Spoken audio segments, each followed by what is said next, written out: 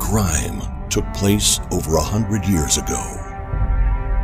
The crime was committed in Medina, the city of the Prophet, western Saudi Arabia, occupied by its people, the neighbors of the Prophet. It was a beautiful and holy land that had existed in peace for many years. Then, in the beginning of the 20th century, Turkish troops already present in the city did the unthinkable. By military force and barbaric measures, they took control of Medina. To the horror and disbelief of the people of the city, the Turks attempted to turn Medina into a military barracks. Against the will of the people, they sought to separate Medina from the Holy Harem. To make matters worse, the Turkish army committed the atrocity of forcing many of the Arabs who lived in Medina to leave their land. The land they had grown up on, the land they had lived on their whole lives, the land of their beliefs and religion. The Turks politely called this forced travel, but what it really was inhumane savagery. Many children were torn from their families, separated in a most heartless manner. Daughters were taken from their mothers. Sons were taken from fathers. It became a land of despair, the displaced and the lost.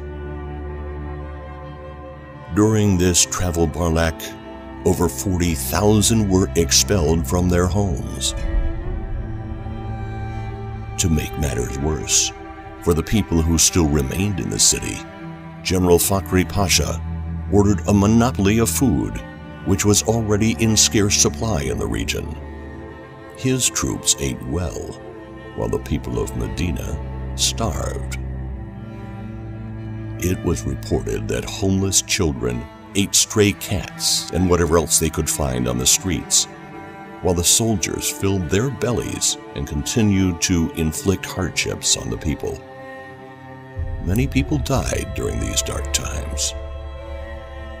The transformation of the city into one large military barracks for the Turkish army continued as the general disrespectfully turned the Prophet's mosque into a repository to house the army's weapons. In a further atrocity, and what became known as the Train of Holy Assets, in 1917, gifts that had been bestowed upon the Prophet from the 13th century down through the years were seized and shipped out of Medina. This desecration broke the hearts of the people of Medina. These treasures were sacred. They were holy, far beyond their worldly worth.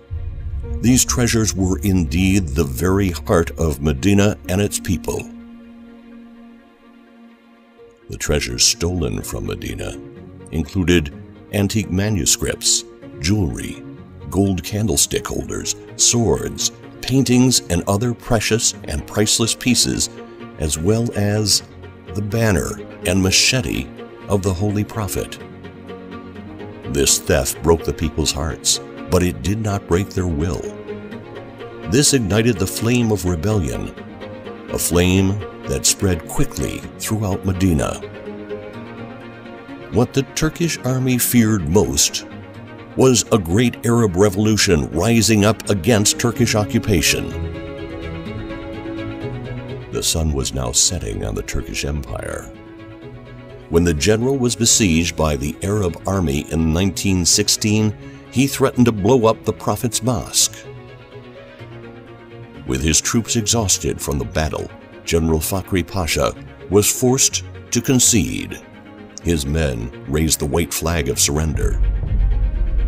History will not be kind to the Turkish army.